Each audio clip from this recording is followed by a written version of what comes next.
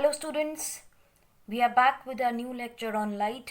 फटाफट से हम देखते हैं कि हमने लास्ट लेक्चर में क्या किया है। Just a quick recap.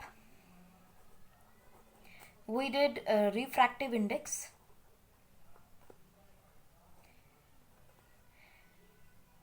Refractive index अगर हम एब्सोल्यूट निकालेंगे तो क्या लिखेंगे?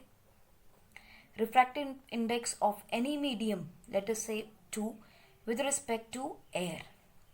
So we write in terms of velocity। चलिए पहले रिफ्रैक्टिव इंडेक्स लगा लेते हैं, 2 upon refractive index of air. और अगर वेलोसिटी की टर्म में लिखेंगे तो c अपॉन v। सो 2 1 भी हमने लिखा है, not to get confuse, so I am just gonna write 2 1 also, c upon v, where c is the velocity of light in air and v is the velocity of light in any given medium. So we know that n refractive index of 2 with respect to 1 is equal to 1 upon refractive index of 1 with respect to 2. यानी कि दोनों के refractive index जो है they are inversely proportional. हम कैसे लिख सकते हैं? n2 upon n1 is equal to 1 upon n1 upon n2 which is equal to n2 upon n1 is equal to n2 upon n1. So we can say that both have the inverse relationship. Next हम लोगों ने किया था Snell's law. Snell's law क्या कह रहा है? Refractive index of any medium with respect to 1 is equal to sine I upon sine R. Simple है। refractive index of 1 is equal to refractive index of 2 with respect to 1 is equal to sin I upon sin R.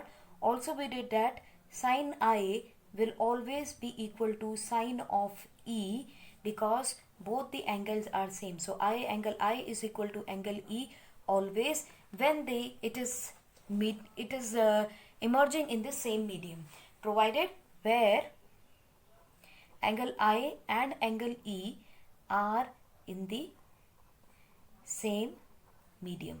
ये condition होनी ज़रूरी है, तभी angle आई angle E के बराबर होगा। Next आप देखेंगे, हमने देखा refractive index of let us से water with respect to air is given by refractive index of water upon refractive index of air, जो हमने पहले भी किया है। अगर हमें रियल डेप्थ और अपैरेंट डेप्थ की टर्म में देना हो तो रियल डेप्थ हम ऊपर लिखेंगे और अपैरेंट डेप्थ हम नीचे लिखेंगे,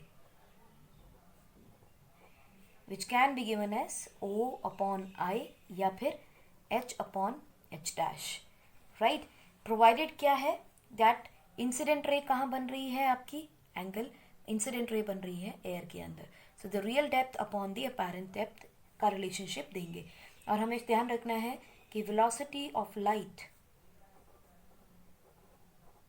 इन एयर कितनी होती है? ऑलवेज 3 इंटू 10⁸ मीटर पर सेकेंड। अगर आपसे पूछा जाए रिफ्रैक्टिव इंडेक्स ऑफ एयर क्या है तो it is 1। Refractive index of water कितना है? 1.33। And refractive index of glass कितना है? 1.5। So this is the rarest medium, rarer है। This is denser than air and it is denser than water. तो इतने बैकग्राउंड के साथ चलिए जरा कुछ क्वेश्चंस देखते हैं।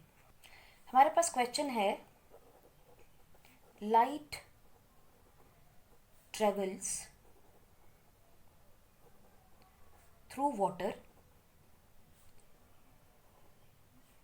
with a speed of 2.25 into 10 to the power 8 meter per second.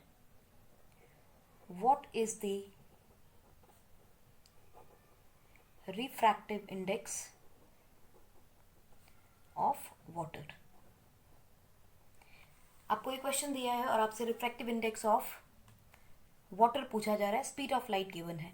तो हमें मालूम है इसका रिलेशनशिप निकालने के लिए, क्योंकि वाटर दिया है और कोई मीडियम हमें नहीं दिया है, it means the other medium will be air. So हमें अगर रिफ्रैक्टिव इंडेक्स ऑफ वाटर निकालना है it has to be with air. So actually they are talking about absolute refractive index, correct. So कैसे लिखेंगे इसको? Refractive index of water upon refractive index of air. In terms of velocity लिखना हो तो c upon v, c हमें मालूम है क्या होता है 3 इंटू 10⁸ मीटर पर सेकेंड, और वेलोसिटी इन मीडियम वाटर हमें गिवन है 2.25 इंटू 10⁸ मीटर पर सेकेंड। इसको कैलकुलेट कीजिए, 10/8 10/8 10⁸ दोनों तरफ कैंसिल हो जाएगा, डेसिमल हटाएंगे तो ऊपर 300 हो जाएगा, divided by 225। If I talk about the table of 225, 25 के पार्ट से निकालें तो कितना हो जाएगा, 25 चौके 25 into 8 200 and 25 1 25 25 1 25 50 25 2 okay 25 8 25 9 it is 25 9 225। हाँ सोच लिया होगा, एक और गलती मिल गई क्लास में बताने के लिए, बहुत चालाक हो तुम सब। So it is going to be 3 का table 4, 3/4 comes out to be 1.33. So I did not give you the chance to point me out कि मैम यहाँ पर कैलकुलेशन में गलती हो गई है। हो जाता है। चलिए एक क्वेश्चन और देखते हैं। Light travels from a rarer medium 1 to a denser medium 2. Angle of incidence is given to you 45 degree and angle of refraction is given to you 30 degree. Question is calculate refractive index of 2 with respect to 1. तो बहुत मुश्किल नहीं है, आसान सा question है, थोड़ा सा ध्यान से देखिए। Angle of incidence, angle of refraction given है, so it means I need to use Snell's law, because solution में देखेंगे तो स्नेल्स लॉ क्या कहते हैं, बेचारा कुछ नहीं कहता, बहुत शांत है, साइलेंट है, बोल ही नहीं सकता है। तो Snell's law is equal to refractive index of 2 with respect to 1, that is equal to sine I upon sine R, यही है स्नेल्स लॉ। तो sine 45 degree upon sine 30 degree, अब आपको मालूम होना चाहिए साइन 45 होता है 1/√2 और साइन 30 होता है 1/2, सो आपके पास क्या आ जाएगा 2/√2। रैशनलाइज करेंगे तो बहुत सिंपल है, 2/√2, तो ये 2 कैंसिल हो जाएगा, आपके पास बचेगा सिर्फ √2, so it is 1.414। That will be the answer of your question. So the refractive index of second medium with respect to 1 is 1.414. That is the answer. अरे ये तो बहुत आसान क्वेश्चन था मैम, कुछ और दीजिए। चलिए एक और क्वेश्चन देख लेते हैं, then we'll move on. Refractive index of 1 with respect to 2 is equal to what? n1/n2. Similarly, अगर हम कहें what is the refractive index of 2 with respect to 1? It is 2/1. Now, आपको गिवन है refractive index of 2 with respect to 1 is equal to 1.414। Calculate refractive index of 1 with respect to 2। आसान है, हमें मालूम है 2 1 का रिलेशनशिप 1 2 के साथ क्या है, ये है, ये वैल्यू आपको गिवन है, ये वैल्यू निकालनी है, तो आसान है। Refractive index of 1 with respect to 2 is equal to 1 upon refractive index of 2 with respect to 1, और कितना है 1/1.414। तो आप इसको कैलकुलेट करेंगे तो 1/1.414 यानी कि ये हो जाएगा 14 एकदम 14 नहीं जाएगा, 14 सत्ते 91। Okay, it is going on 0.707 will be the answer for this. So refractive index of 1 with respect to 2 is equal to this thing, right. बहुत सिंपल क्वेश्चन है। चलिए कुछ डेप्थ और अपेरेंट डेप्थ और रियल डेप्थ के question भी देख लेते हैं और कॉन्सेप्ट क्लियर हो जाएगा। एक और क्वेश्चन देखते हैं। A pond of depth 25 centimetres is filled with water of refractive index 4/3। Calculate apparent आपको क्या बतानी है? अपेरेंट डेप्थ बतानी है। तो हमने पढ़ा था कि refractive index of water with respect to air is equal to refractive index of water with respect to refractive index of air. Water का रिफ्रैक्टिव इंडेक्स आपको गिवन है 4/3, इसका रिफ्रैक्टिव इंडेक्स होता है 1, तो हमने 1 लिख लिया। And he says this is equal to real depth upon apparent depth, जिसे हमने एक और शब्द से लिखा था H/H डैश। ठीक, अब आपको क्या गिवन है? H गिवन है 25 centimetre, so we can say 4/3 is equal to 25 divided by H1. So we can say H1 is equal to 25 multiplied by 3 divided by 4. So it is going to be 75/4. इसकी calculation आप कर लीजिए. You will get 75/4 will be your answer. Correct? चलिए एक question आपको देते हैं हम, करके बताइएगा. How much time will light take to cross 2 mm thick glass plane if refractive index of glass with respect to air is given to you 3/2. Correct? इस question को सॉल्व कीजिएगा, आंसर पोस्ट कीजिएगा और हम देखते हैं आप इसका आंसर क्या निकालते हैं. चलिए हम आपको ये एक छोटा सा हिंट दे देते हैं. हिंट इज आपको क्या निकालना है? टाइम. और हमें मालूम है velocity is equal to metre upon second, यानी कि डिस्टेंस अपॉन टाइम. सोच रहे होंगे मैम कितना बड़ा हिंट दे दिया ना हमें. कोई बात नहीं, यूज़ करके देखो, बड़ा काम आएगा ये हिंट आपके. चलिए let's move on to our next topic, that is spherical lenses. A spherical lens is a piece of a transparent, it has to be definitely transparent, refracting material, जो अक्सर आपको ग्लास ही मिलेगा, which is bound by two surfaces. Often both the surfaces of a lens are spherical. अब ये दोनों spherical हो सकते हैं, ज़रूरी नहीं दोनों कॉन्वेक्स हों, ज़रूरी नहीं दोनों कॉन्केव हों. It can be the combination of any of them. So आपके पास जो लेंसेज आएंगे बच्चों, वो भी दो तरह के रहेंगे. एक आपके पास होगा कॉन्वेक्स और एक हो गया आपके पास कॉन्केव.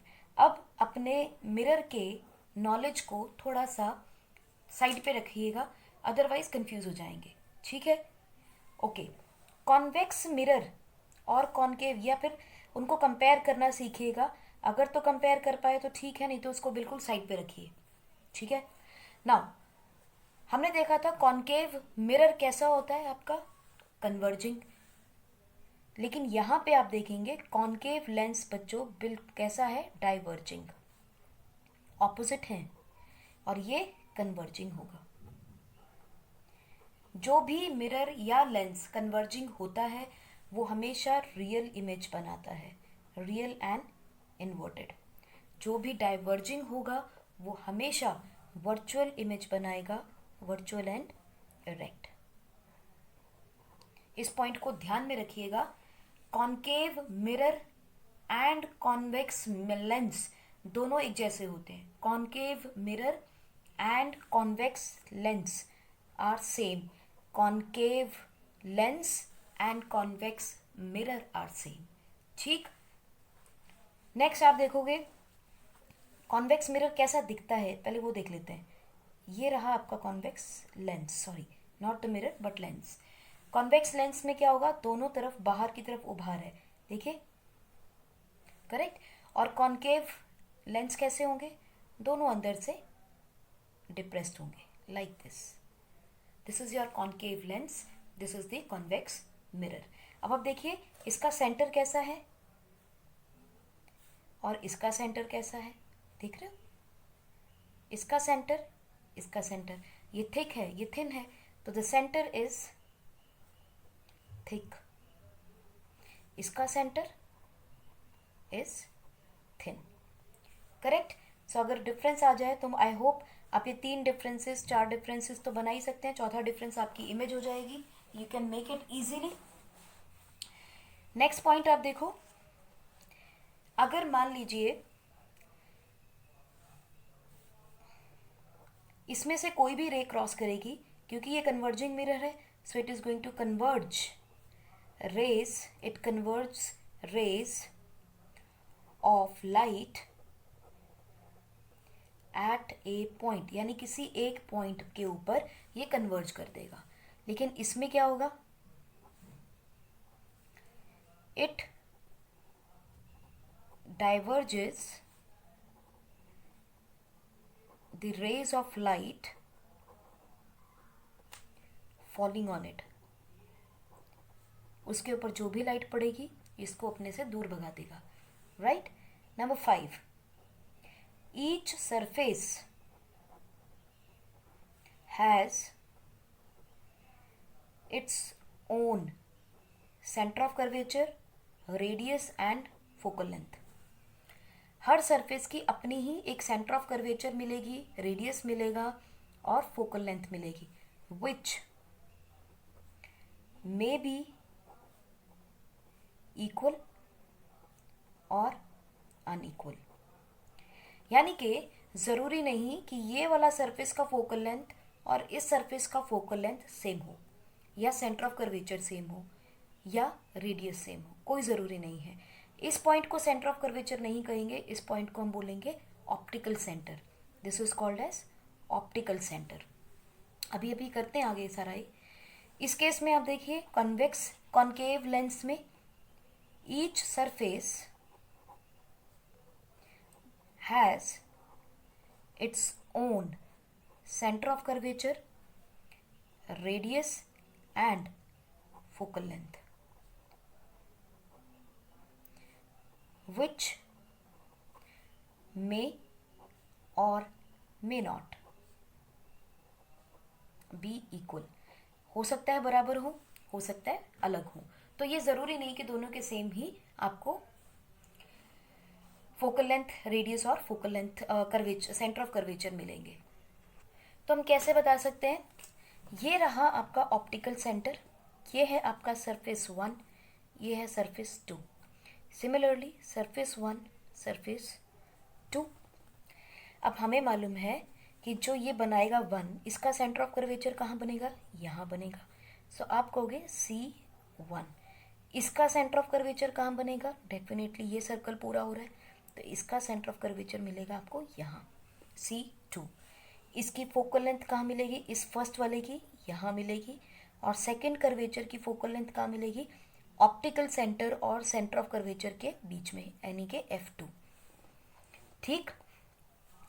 अब इसके केस में देखो, इसका सेंटर ऑफ कर्वेचर कहाँ मिलेगा आपको, फर्स्ट सरफेस का इधर ही मिलेगा, सेकेंड सरफेस का सेंटर ऑफ कर्वेचर कहाँ मिलेगा, यहाँ, और फोकल लेंथ भी इसकी यहाँ मिलेगी, इसकी फोकल लेंथ यहाँ मिलेगी. अगर अभी भी कन्फ्यूजन हो रहा है तो देखिए कैसे. ये रहा आपका एक circle, because this is going to the part of this circle, और इसका सर्कल ये रहा. करेक्ट. सिमिलरली आप इसमें देखिए, इसका सर्कल ये है और इसका सर्कल ये है.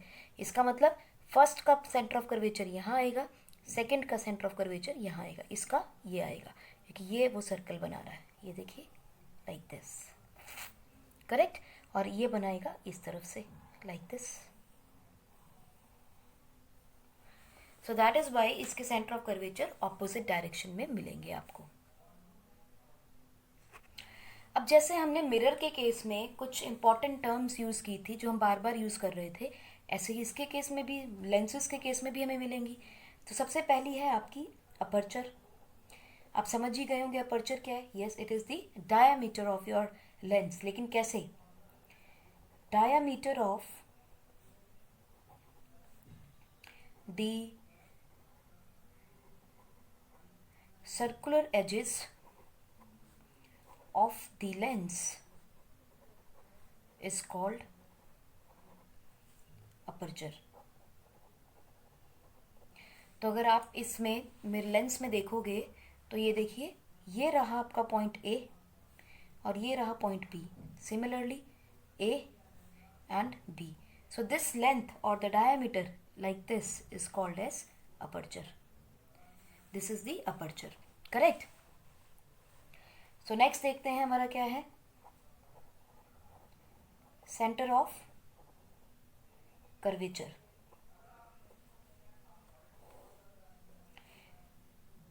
Centers of these spheres are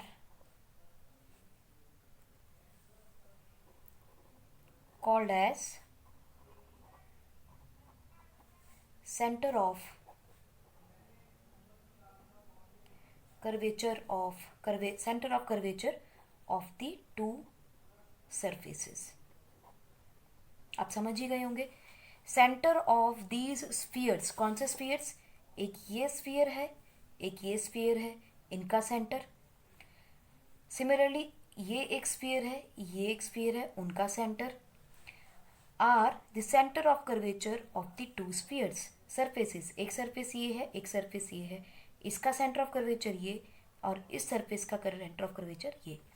similarly इस स्फीयर का सेंटर ऑफ कर्वेचर ये है, तो ये सेंटर ऑफ कर्वेचर कौन से सरफेस का हुआ, फर्स्ट वाले का. सेकंड वाले का सेंटर ऑफ कर्वेचर ये हो जाएगा बिकॉज ये इस स्फीयर का पार्ट है. ठीक, डेफिनेशन वही है जो हमने मिरर में की थी, बस थोड़ी थोड़ी सी मॉडिफिकेशन मिलेंगे आपको. ठीक है जी. सो नेक्स्ट थर्ड पार्ट देखते हैं, प्रिंसिपल एक्सिस. आप समझ ही गए होंगे प्रिंसिपल एक्सिस क्या होती है. वो एक्सिस जो ऑप्टिकल सेंटर के बीच में से या सेंटर ऑफ कर्वेचर से पास करेगा. देखते हैं. And imaginary line passing through center of curvature of two surfaces of the lens is called principal axis of the lens. Right, यानी कि एक ऐसी लाइन जो आपके C1 से C2 से क्रॉस करेगी, उसे हम क्या कहते हैं, principal axis, denoted by x, x dash, denoted by x, x dash. Centre of curvature हमें पहले ही पता है, it is denoted by C. Aperture denoted by AB, or we can say anything that you can use, AB, CD, whatever you want, but usually we use AB as an acceptable notation. Number 4 we have optical center. Optical center of a lens is a point on the principal axis of the lens. Optical centre जो है वो principal axis के ऊपर एक point है such that a ray of light passing through it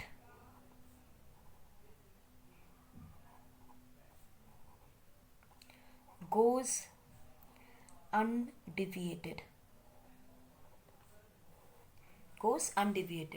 ज़रा एक बार एक लेंस बना के देखते हैं. चलिए कॉन्वेक्स लेंस बनाते हैं. कॉन्वेक्स लेंस के अंदर से ये एक लाइन गई, हमने इसका नॉमेनक्लेचर कर लेते हैं. This is your A and B. What is this AB? This is the aperture. X, x dash, what is this? Principal axis. This is my first surface, this is my second surface. First surface का centre of curvature कहाँ लेंगे हम, यहाँ पे, तो it is C1.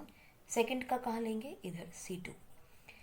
This is the optical centre, a point on the principal axis through which any incident ray passes undeviated is known as principal is called as optical center. This is O. So यहाँ से अगर कोई भी incident ray पास करती है optical centre से, it will go undeviated.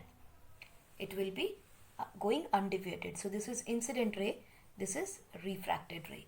ठीक है, यहाँ RR आप लिखते हो तो कोई भी इसको रिफ्लेक्टेड रे नहीं मानेगा. Reason behind, you have given an arrow in the downward direction, यानी कि in the direction of incident ray. One thing. Second thing, it's a lens, so it is not a reflected ray, it is a refracted ray.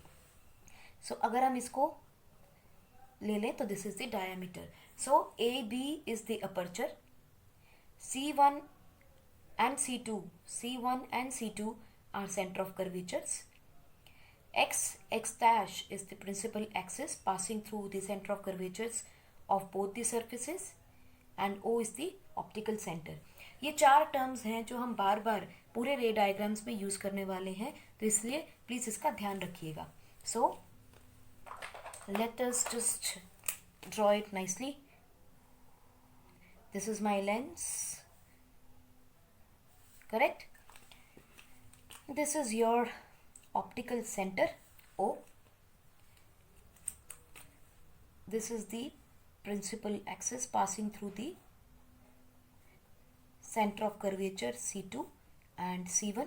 This is the surface 1, surface 2, correct. And this is my incident ray passing through the optical center and it goes undeviated. Fine. So this is the ray diagram for a lens that we are going to draw. Rules वही सब हैं जो हमने mirror में किए थे, so there is not much difference. Let us just draw, find out what is the principal focus now. Number 5 हम कह सकते हैं principal focus and focal length of a convex lens. देखिए, जिस तरह से हम मिरर के केस में हर जगह कॉन्केव मिरर को ज़्यादा प्रायोरिटी देते हैं, वैसे ही हम लेंसेज के केस के अंदर मैक्सिमम टाइम कॉन्वेक्स लेंस की बात करेंगे. और दोनों ही कन्वर्जिंग हैं, कॉन्केव मिरर भी, कॉन्वेक्स लेंस भी. ठीक है, दोनों की प्रॉपर्टीज़ भी आपको सेम मिलेंगी. इवन वो जो चार्ट हमने बनाया है, द पॉइंट और the place of object and the image formed, type of image form, वो सारी चीज़ें आपको कॉन्वेक्स लेंस में बिल्कुल वैसी मिलेंगी जैसी कॉन्केव मिरर की हैं. चलिए, since lenses has 2 surfaces, so it has 2 foci. पक्की बात है, 2 फोकस होंगे इसके, एंड 2 focal lengths जो हमने भी पहले भी देखी हैं. तो हम जरा देख लेते हैं. ये आपका एक लेंस है X एंड X डैश. हमने देखा था कि ये रही मेरी डायमीटर ऑफ माय लेंस, जिसे हम अपर्चर बोल रहे हैं. ये है मेरा optical centre O, principal axis. This is my centre of curvature 1. This is my center of curvature 2. This is the focal length 1 and focal length 2. अब आप ये सोच रहे होंगे कि फोकल लेंथ 1 इधर क्यों लिखा, या 2 लिखना चाहिए था या 1 लिखना चाहिए था. यहाँ फोकल लेंथ की डेफिनेशन थोड़ी डिफरेंट है. हमारे पास 2 तरह के फोकल लेंथ होती हैं बच्चों. एक होता है प्रिंसिपल फोकस 1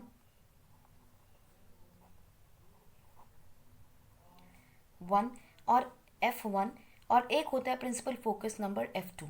इसका मतलब क्या होता है, जो पहले आता है, यानी कि फर्स्ट कम फर्स्ट बेसिस की बात कर रहे हैं. ऑन लेफ्ट हैंड साइड आप हमेशा F1 लिखोगे, on right hand side always use the F2, because object हमेशा आपके लेफ्ट में रहने वाला है. सिमिलरली अगर हम focal length, first focal length की बात करें, we will write it as F1, and अगर हम सेकेंड फोकल लेंथ की बात करें तो we will write it as F2. Again, first one will be in left hand side and second one will be on right hand side.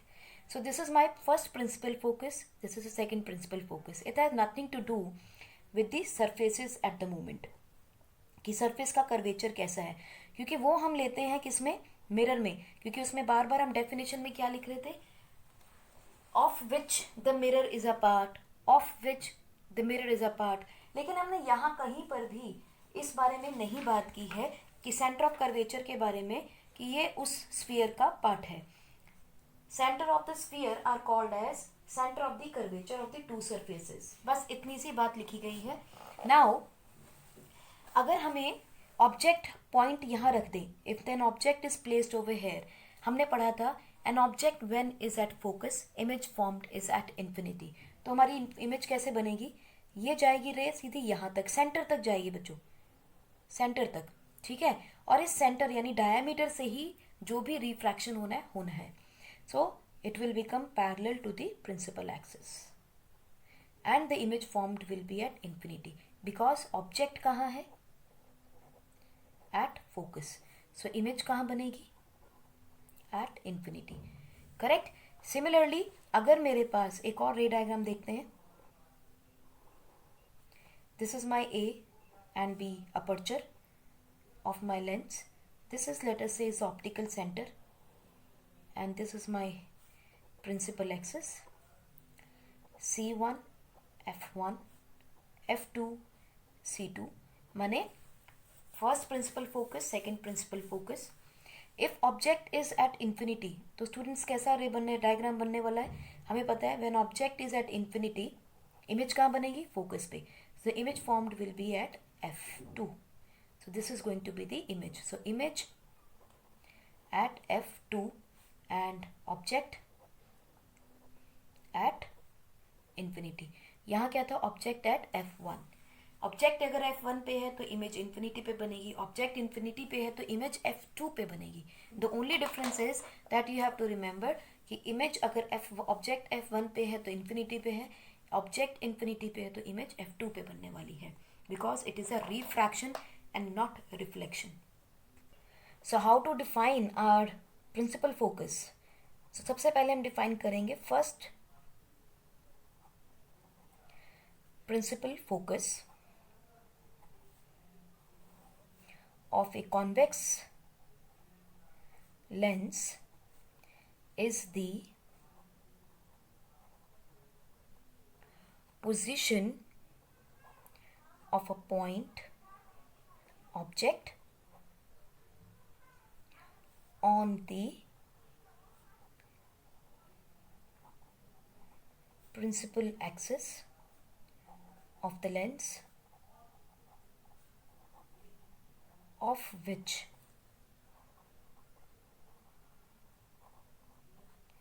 the image formed by the lens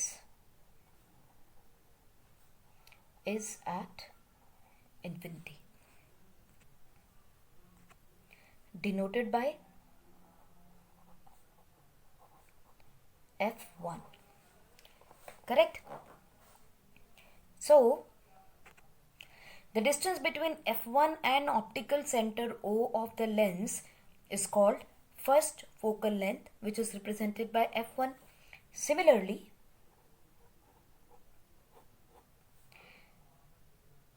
second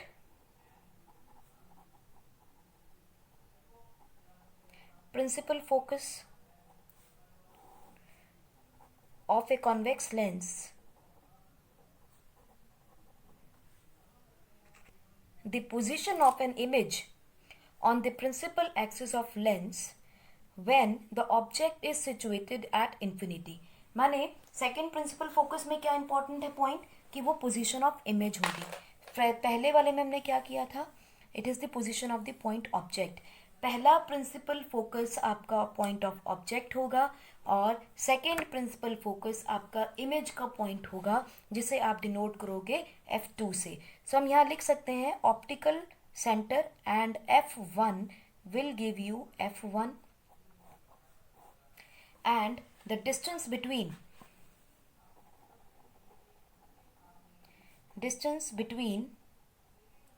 optical center and second principal focus is called second focal length of the lens, denoted by F2. So we can say OF2 is equal to principal focal length 2. यहाँ ध्यान रखना है, जो हम distance सारा calculate in case of mirror pole से कर रहे थे, यहाँ हर चीज हम ऑप्टिकल सेंटर से ही मेजर करने वाले हैं, right. As convex lens converges the rays of light falling on it, so it is called converging lens, right. Similarly हम देख सकते हैं in case of concave lens, F1 क्या है? It is the virtual point. Important point to remember is it's a virtual point on the principal axis of a lens of a point object for which the image formed is at infinity. यानी कि object कहाँ पड़ा है? F1 के ऊपर पड़ा है और इमेज कहाँ बन रही है? इन्फिनिटी. लेकिन ये क्या है? एक वर्चुअल पॉइंट है. सिमिलरली F2 भी एक वर्चुअल पॉइंट है. किसका? Position of image. A virtual image is being formed of a point object at infinity. Definition same ही है, बहुत ज़्यादा चेंजेस नहीं है सिवाय इसके कि वो वर्चुअल पॉइंट है. And in case of convex lens it is a real point. Distance OF1 will be denoted by F1 and OF2 will be denoted by small f2, which is the focal length of concave lens. 1 and 2. चलिए देखते हैं convex lens में images form कैसे होती हैं. और मैंने आपको पहले बोला है कि कॉन्वेक्स लेंस में जितनी भी जो भी इमेजेस बनेंगे एब्सोल्युटली सिमिलर होंगी कॉनकेव मिरर की. कुछ ज़्यादा डिफरेंस नहीं मिलेगा आपको. ऑब्जेक्ट की पोजीशन, उसके मैग्निफिकेशन, उसके टाइप ऑफ इमेज फॉर्म्ड या nature of the image formed, ये सब चीज़ें कॉनकेव मिरर के जैसी ही होंगी. सो पहला रूल देखते हैं क्या है. Ray incident parallel to the principal axis on the lens on refraction passes through the second principal focus. उसमें क्या था? पैरेलल है अगर रे तो वो फोकस से पास करेगी. क्योंकि यहाँ दो हैं हमारे पास तो हमें कंफ्यूजन हो जाता है कि किस में से करेगी. सो दे हैव स्पेसिफाइड इट कि अगर पैरेलल प्रिंसिपल एक्सिस के है तो सेकंड से पास करेगी. देखते हैं कैसे. ये देखिए, ये है आपका कॉन्वेक्स लेंस, ये गई आपकी प्रिंसिपल एक्सिस. ठीक, this is your optical centre. This is your first center of curvature, first principal focus, second principal focus and center of curvature second. ठीक, अब देखिए, he says any incident ray which is parallel to the principal axis, और हमें यहाँ diameter ये बनाना पड़ेगा because we need to show the refraction. So अगर कोई रे parallel होती है incident ray, it has to pass through focus. Simple rule है हमारा. लेकिन कौन से फोकस से पास करेगा इन case of refraction? It will pass through second focus, principal focus से. ठीक है, this is the refraction ray 1. तो this is the rule number 1. Second rule says any ray passing from optical center goes undeviated after refraction. तो देख लेते हैं कैसे. ये रहा हमारा एक lens A and B. This is my principal focus, principal axis, optical center. I'm just gonna do the diameter. This is my first center of curvature, first principal focus, second principal focus, second center of curvature. Correct? Now he says any ray passing through the optical center, it goes undeviated. Okay, it goes undeviated. So this is the incident ray and this is the refracted ray. So this is the second rule. Third rule says incident ray passing through the first principal focus becomes parallel to the principal axis on refraction on the other side of lens. How?